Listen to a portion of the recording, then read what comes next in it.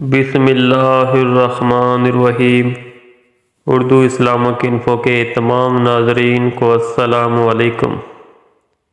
ایک مرتبہ خلیفہ دوم حضرت عمر بن خطاب رضی اللہ عنہ لوگوں کے درمیان موجود ان کے مسائل سن رہے تھے۔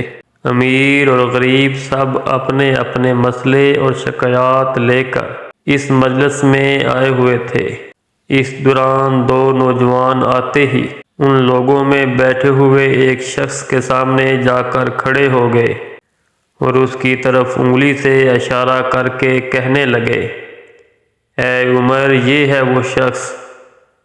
حضرت عمر فاروق رضی اللہ تعالی عنہ نے ان نوجوانوں کی جانب دیکھتے ہوئے پوچھا کہ اس شخص نے کیا جرم کیا ہے؟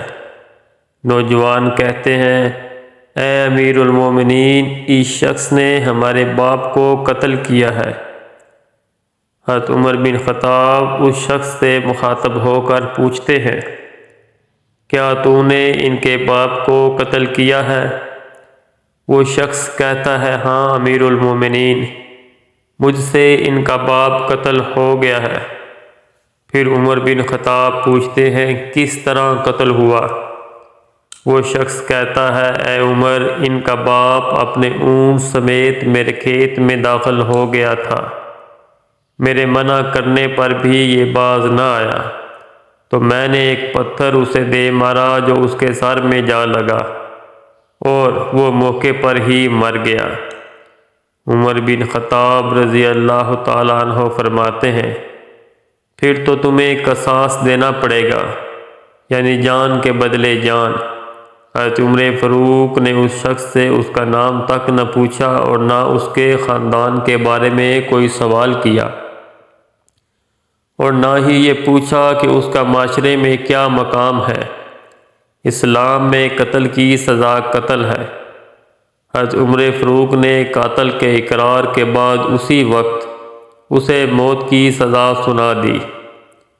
سزا سننے کے بعد یہ شخص کہنے لگا، اے امیر المومنین، اس پروردگار کے نام پر جس کے حکم سے یہ زمین و آسمان قائم ہے، مجھے ایک بار صحرا میں اپنی بیوی بچوں سے ملنے کا موقع دیجیے تاکہ میں ان کو بتاؤں کہ میں قصاص میں قتل کر دیا جاؤں گا۔ ان کا اللہ اور میرے سوا کوئی آسرا نہیں ہے۔ میں اپنی بیوی بچوں سے مل کر واپس آ جاؤں گا، جس کے بعد آپ مجھے سزا دے دینا۔ حضرت عمر بن خطاب نے کہا، یہاں کون تیری ضمانت دے گا تو صحرا میں جا کر واپس آئے گا۔ پورے مجمع میں خاموشی چھا گئی۔ اس مجلس میں کوئی بھی ایسا شخص نہیں تھا جو اس شخص کا نام تک جانتا ہو۔ اس کے قبیلے، خیمے یا گھر وغیرہ کے بارے میں جاننے کا سوال تو بعد کی بات تھی۔ کون ضمانت دیتا اس کی؟ یہ کوئی چند درہم کے ادھار، زمین کے ٹکڑے یا کسی سواری کے سودے کی ضمانت کا معاملہ نہیں تھا۔ یہاں تو ایک ایسے شخص کی جان کی ضمانت دینے کی بات تھی کہ جس کا کوئی جاننے والا بھی نہیں تھا۔ اگر وہ شخص وقت مقرر پر واپس نہ پہنچتا تو اس کے بدلے ضمانت دینے والے کو قتل کر دیا جانا تھا۔ مجلس میں موجود لوگوں کو اس شخص کی بے بسی پر ترس بھی آیا، مگر حضرت عمر فاروق شریعت کے معاملے میں بہت زیادہ سخت تھے، اس لیے سفارش کرنے کی کوئی جرت ہی نہیں کر سکتا تھا، اور اس جان کی ضمانت دینا اپنی جان داؤ پر لگانے کے مترادف تھا۔ محفل میں موجود تمام افراد پر خاموشی چھائی ہوئی تھی۔ لوگ سوچ رہے تھے کہ اب اس شخص کو قصاص کے طور پر قتل کر دیا جائے گا اور اس کے بچے بھوکے مرنے کے لیے چھوڑ دیے جائیں گے، یا پھر اس کو بغیر ضمانتی کے واپس جانے دیا جائے گا، اور اگر یہ واپس نہ آیا تو مقتول کا خون ریگاں چلا جائے گا۔ اب صرف ایک ہی صورت باقی تھی کہ قتل ہونے والے شخص کی اولاد، یعنی وہ دو شخص خود ہی اسے اجازت دے دیتے مگر ان میں سے بھی کوئی نہ بولا، اور کسی دوسرے کی حضرت عمر بن خطاب کے سامنے بولنے کی جرأت نہ ہوئی۔ خود حضرت عمر رضی اللہ تعالی عنہ بھی سر جھکائے افسردہ بیٹھ گئے۔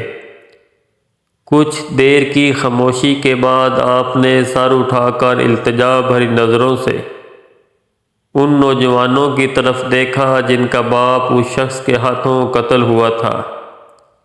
امیر المومنین انتہائی شائستگی سے بولے، معاف کر دو اس شخص کو۔ ان نوجوانوں نے کہا، نہیں امیر المومنین، جس نے ہمارے باپ کو قتل کیا ہم اس کو کیسے معاف کر دیں؟ ان نوجوانوں کا دو ٹوک جواب سننے کے بعد حضرت عمر فاروق نے ایک بار پھر مجمع کی طرف دیکھ کر بآواز بلند کہا، اے لوگو، تم میں کوئی ایسا ہے جو اس کی ضمانت دے؟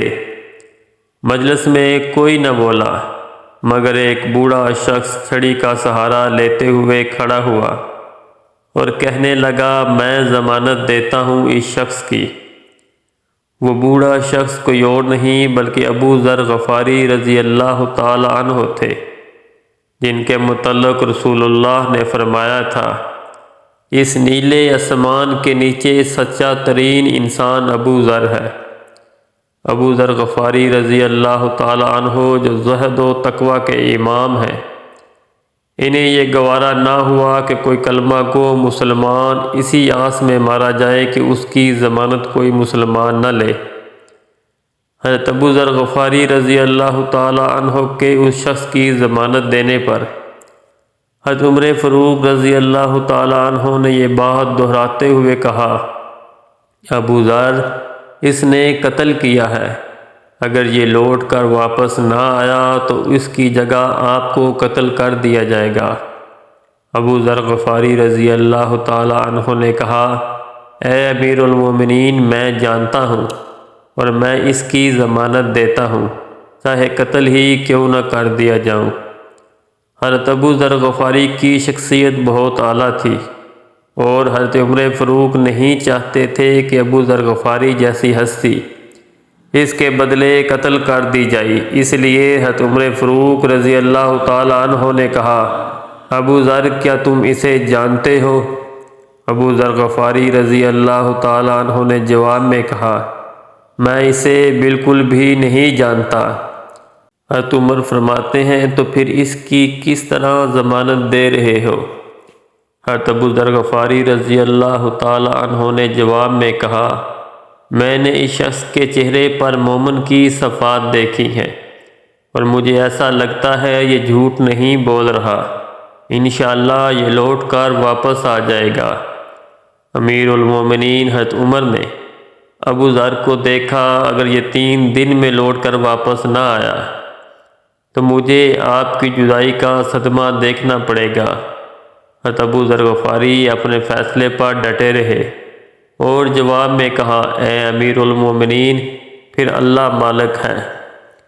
حضرت ابو ذر غفاری کی گارنٹی پر یہ شخص 3 دن کی مہلت لے کر اپنے بیوی بچوں کو الوداع کہنے کے لیے رخصت ہو گیا۔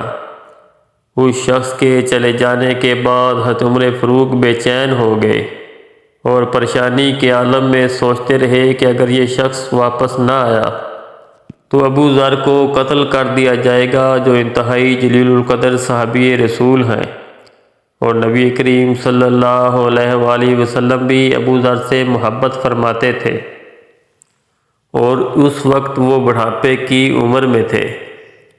حضرت عمر فاروق نے وہ 3 دن اسی پریشانی میں گزارے، اور آخر کار قصاص کا دن آ گیا۔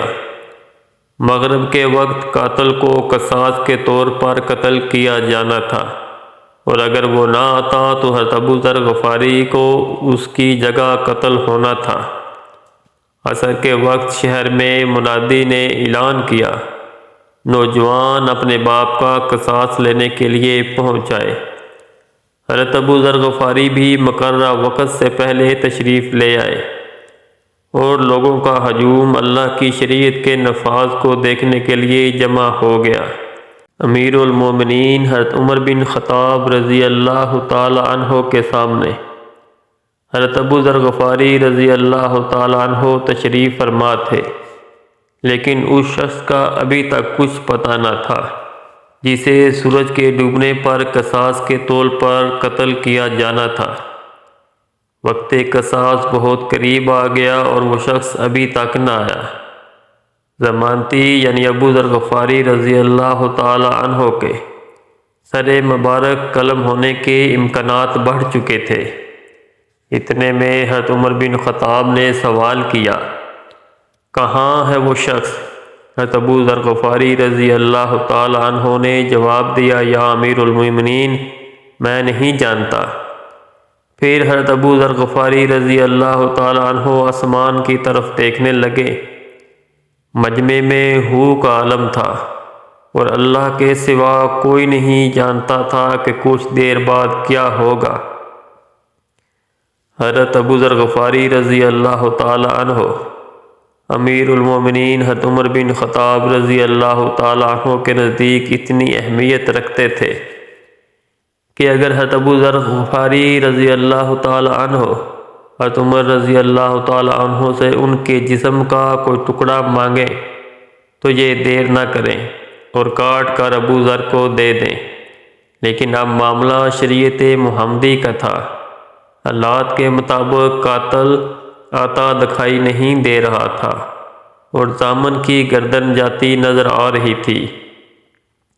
وقت مکمل ہو گیا اور حضرت ابو ذر غفاری رضی اللہ تعالی عنہ کے سر مبارک کو قلم کرنے کی تیاری کر لی گئی۔ حضرت عمر فاروق رضی اللہ تعالی عنہ سمیت تمام لوگوں کی سانسیں تھم گئی۔ جلاد نے تلوار اٹھائی ہی تھی کہ اتنے میں امیر المومنین حضرت عمر فاروق کی زبان مبارک سے اللہ اکبر کی صدا بلند ہوئی اور آپ نے فوراً جلاد کو ٹھہر جانے کا حکم دے دیا اور جلاد نے تلوار نیچے کر لی۔ دور سے ایک شخص آتا دکھائی دے رہا تھا۔ یہ وہی شخص تھا۔ حضرت عمر فاروق اور مجمع اللہ اکبر کی صداؤں سے گونج اٹھا۔ اب وہ شخص مقام قصاص پر پہنچ چکا تھا۔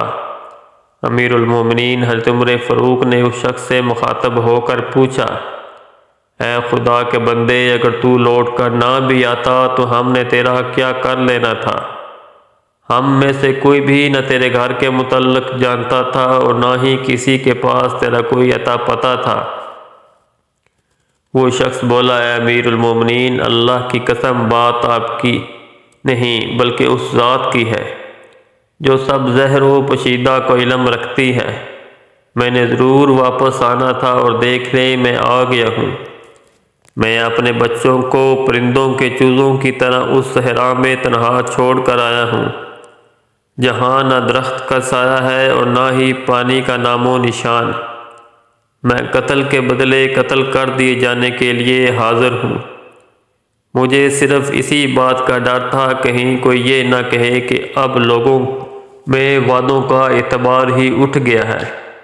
اس پر حضرت ابو ذر غفاری رضی اللہ تعالیٰ عنہ نے کہا، اے عمر، مجھے اس وقت صرف اس بات کا ڈر تھا کہ کہیں کوئی یہ نہ کہہ دے کہ اب لوگوں سے خیر اور بھلائی ہی اٹھا لی گئی ہے۔ حضرت عمر نے پھر ان دو نوجوانوں سے پوچھا کہ تمہارے باپ کا قاتل موجود ہے؟ اگر تمہارا آخری فیصلہ قائم ہے تو اس شخص کا سر قلم کیا جائے۔ ان نوجوانوں کا دل بھی اللہ تعالیٰ کے حکم سے پگھل چکا تھا۔ انہوں نے روتے ہوئے کہا، اے امیر المومنین، ہم اس شخص کی صداقت کی وجہ سے اسے معاف کرتے ہیں۔ ہمیں بھی اس بات کا ڈر ہے کہ کہیں لوگ یہ نہ کہنے لگیں کہ اب ہم میں سے عفو اور درگزر ہی اٹھا لیا گیا ہے۔ حضرت عمر فاروق کی داڑھی مبارک آنسوؤں سے تر ہو گئی اور کہا، اللہ اکبر، اے نوجوانوں، تمہارے عفو و درگزر پر اللہ تمہیں جزائے خیر عطا فرمائے، اور اے ابو ذر، اللہ تجھے اس شخص کی مصیبت میں مدد پر جزائے خیر عطا فرمائے، اور اے شخص، اللہ تجھے اس عہد و صداقت پر جزائے خیر عطا فرمائے۔ مجمع نے کہا، اے امیر المومنین، اللہ تجھے تیرے عدل و انصاف پر جزائے خیر عطا فرمائے، آمین ثم آمین۔ دوستو، یہ تھا آج کا واقعہ، امید ہے کہ آپ کو پسند آیا ہوگا۔ السلام علیکم۔